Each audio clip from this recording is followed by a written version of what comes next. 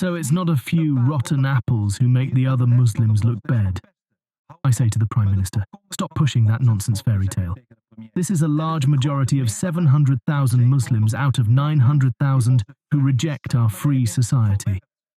And you, Mr. Prime Minister, have imported a monster called Islam into our country, which has put our country in danger. Therefore, I propose for the 100,000th time to the Cabinet, Madam Speaker, 1.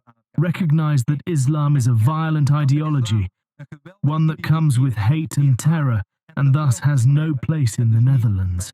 2. Close our borders immediately to asylum seekers and immigrants from Islamic countries. Reject the Open Borders Treaty, Schengen, and reintroduce border checks. 3.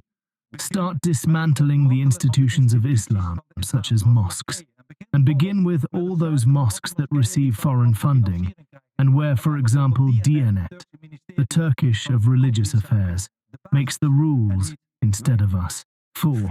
Lock up everybody who threatens with violence or uses violence, or deport them, and get those hundreds of members and those thousands of sympathizers of the jihadist movements in the Netherlands and luff them up preemptively if necessary. And 5. Speaker, ask all schools, newspapers, media to show a Muhammad cartoon, not to provoke, but to show that we never give in to threats and violence, and that we proudly support our freedoms. Speaker, to wrap up, I have a message for all the Muslims in the Netherlands who do not respect our freedom, our democracy, and our core values, who find the rules of the Quran more important than our secular laws. There are many of those. Research by Professor Loopmans shows there are 700,000. And my message to them is, get out, leave for an Islamic country, then you can enjoy Islamic rules. Those are their rules, but not ours. This is our country, not your country, but our country.